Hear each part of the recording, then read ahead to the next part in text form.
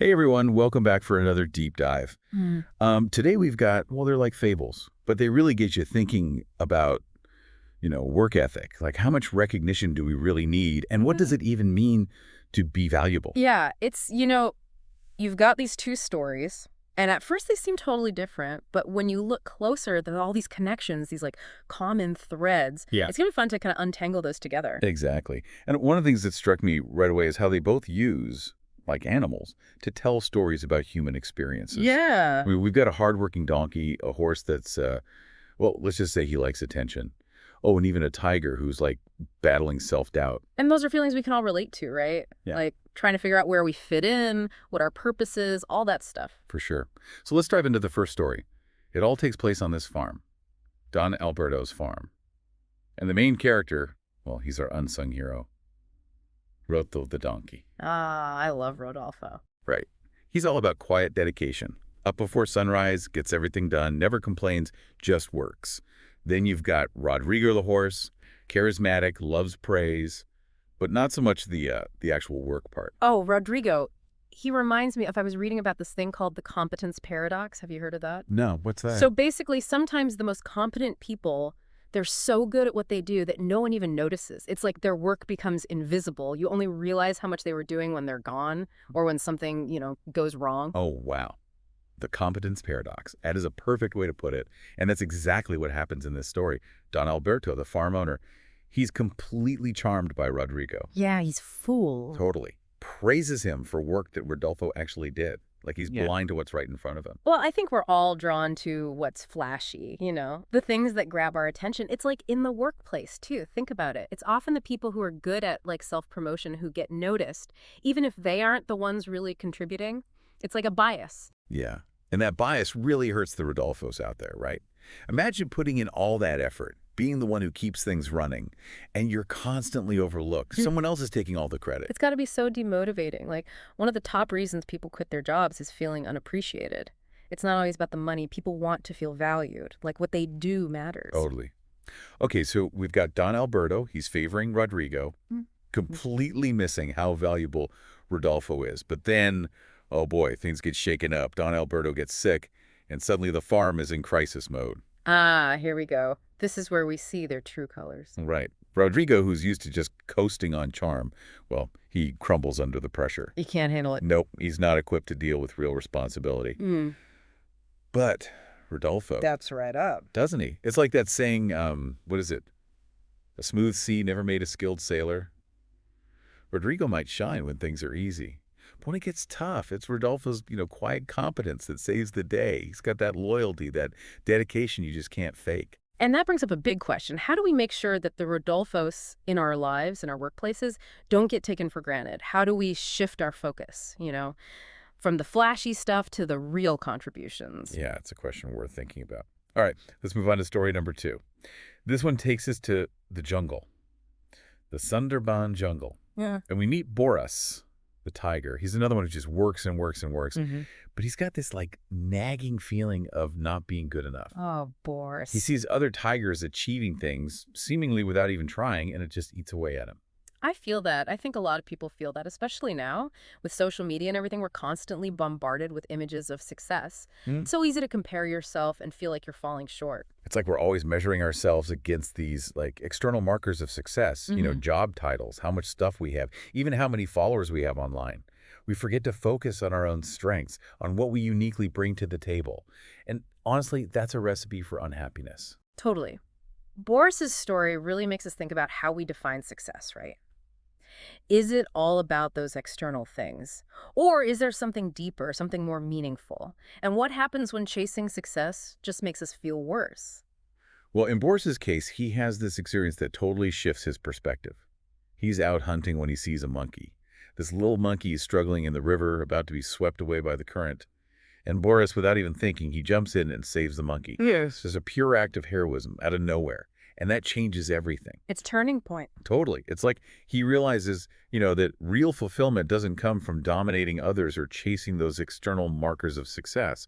It's about using your strength to make a positive impact on the world. I love that. It reminds me of something, was it Albert Schweitzer? He said the purpose of life is to serve, to show compassion, to help others. And it seems like Boris, even though he's a tiger, He's starting to get it. He's living it. So we have Rodolfo, the unsung hero who saves the farm without anyone noticing. Hmm. And then we have Boris, the tiger, who finds like true purpose in helping others. Two very different stories. But I feel like they're both saying something similar about what really matters and what true success is all about. Exactly. They're both saying, hey, look beyond the surface, look past what's flashy, and pay attention to those quiet, consistent efforts. Those are the things that really make a difference. They make us question our own ideas about success, and they make us think, what kind of impact am I having on the world? And I think most importantly, they're saying, that true value, it often goes unnoticed. It's hidden in plain sight. Like Rodolfo working in the fields or Boris protecting the jungle, there are unsung heroes all around us. But we don't always see them, do we? It makes you wonder, doesn't it? How many Rodolfos and Borises are out there quietly making our lives better? And how can we start noticing them? How can we be more aware of how much they do? Yeah, it's pretty amazing. And you know what I think is really cool? It's not just that Rodolfo and Boris are these unsung heroes. It's that their stories actually show us how that quiet heroism can get recognized, like how their actions can ripple outwards, change their own lives, and the world around them. Exactly. It's not just pointing out the problem, it's like offering solutions. Right. So let's go back to Rodolfo on the farm for a second. Remember, Don Alberto, he still has this like blind spot for Rodrigo, even though Rodrigo hasn't really proven himself. Oh yeah, he totally does. And this is where things get like really intense between Rodolfo and Rodrigo. Don Alberto, he gives them this super important job, plowing the fields. It's planting season, gotta get it done. And Rodolfo, being Rodolfo, he agrees to plow Rodrigo's section first. Then he'll do his own. Oh, Rodolfo, always the helpful one. I know, right? So of course Rodrigo takes total advantage of the situation, basically slacks off while Rodolfo does all the hard work. Ugh, classic Rodrigo. And then when Don Alberto comes to inspect the fields, guess who gets all the praise? Rodrigo, I bet. Yep. Yeah. It's like that whole work smarter, not harder thing, but gone wrong. Rodrigo, he gets the optics. He knows how important it is to look successful, even if he didn't actually do anything. And the sad thing is, Don Alberto falls for it every time. It's almost encouraging that behavior, isn't it? Yeah, and it's not just Don Alberto. I think we all do this sometimes. It's called the halo effect. Like, we judge someone based on one good quality and just assume they're good at everything. So Don Alberto, he's blinded by Rodrigo's charm and assumes he must be a hard worker, too. Makes sense. It's not just charm, though, right? Sometimes it's about power. Like Mhm. people in charge, maybe they favor people who remind them of themselves or who they think are on their side. Oh, for sure. That's a good point. It's like we're drawn to people who agree with us, who make us feel like our worldview is correct, even if it's not. Exactly. Okay, back to the farm. So Rodolfo's feeling pretty frustrated. Things aren't fair. But then, whoa, major plot twist. All this stress, all this work, he has a heart attack. And the whole farm is in chaos. This is it, the moment of truth. Right. Rodrigo, all that charm, it just vanishes. Faced with actual responsibility, he panics. Yeah, he's totally out of his depth. It's like he was all show, no substance. But Rodolfo, Rodolfo's a rock. he steps up, doesn't even hesitate, takes care of Don Alberto, and he keeps the farm running, even though he was treated so poorly. It's pretty amazing. He's so loyal, so responsible. And you know what's even more impressive? He doesn't get all bitter about it. No revenge plots. He just does what needs to be done because it's the right thing to do. He's a true leader, that's for sure. Yeah. And this is where Don Alberto finally wakes up. He sees Rodrigo for what he is, all talk, no action. And he finally recognizes Rodolfo, the unsung hero who was there all along. It's almost like he needed that crisis, that moment of vulnerability, to really see clearly. It's true. Sometimes we need those tough times to grow, to change for the better. Okay, now I want to jump back to Boris for a sec. Remember, he rescued that monkey, right? Right. Well, it's like that one act of kindness unlocked something in him. He keeps going. He's not just surviving anymore. He's become a protector of the whole jungle. Seriously, it's like that one good deed opened up this whole new purpose for him. He's not just thinking about himself, he's looking out for everyone. Yeah. Like he saves this family of porcupines from a forest fire, helps a baby deer escape a poacher's trap.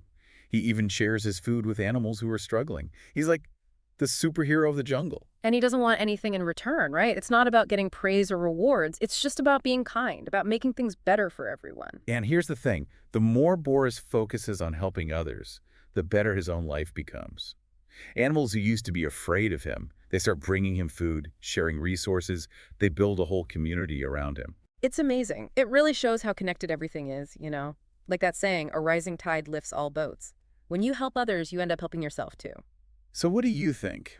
What's the main lesson here from Boris's story? I think it's that success isn't about winning while others lose. It's not about getting ahead at someone else's expense. It's about using your abilities to make a positive impact, to make the world a little bit better. Right. Like, we can choose to be like Rodrigo, always trying to take credit, promote ourselves. Or we can be like Boris, use our power for good, help others. And the crazy thing is, the more we focus on giving, on helping others, the more we get back. Maybe not money or stuff, but a feeling of purpose. Like our lives have meaning. So we've got these two amazing stories, both about unsung heroes, about how powerful it can be to help others.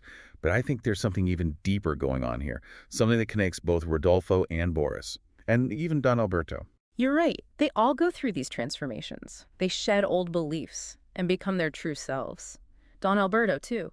He realizes he was wrong and starts appreciating Rodolfo for who he really is. It's like they all needed to go through some darkness first, struggle, disappointment. Then they come out on the other side stronger and better. It reminds me of, well, it sounds cheesy, but those motivational posters. Growth happens through adversity and all that. But this is the real life version with furry animals. Exactly. And it makes you think, doesn't it? Like, what if those tough times, those moments when we feel lost or discouraged, what if those are actually opportunities to learn, to grow, to become the best version of ourselves? I think so. I think that's exactly what they are. It really does make you think. It's crazy how these simple stories, with animals and all, can teach us so much about being human. It is, isn't it? I think it's the power of stories, These fables, they give us this way to explore these really complex ideas. But it feels safe because it's just animals, right? And Yeah. the dilemmas they face, they're things we all go through. It's like they're holding up a mirror to us. That's exactly what I love about this deep dive. It's not just listening to a story. It's like it makes you look inside yourself. It makes you wonder, are there Rodolfos and Borises in my life? Am I Rodolfo or a Borises? Yeah. And I think the big takeaway is that being a hero doesn't always mean like grand gestures and all that. A lot of times it's the quiet stuff, those small acts of service. Just being willing to do a little extra without needing a pat on the back.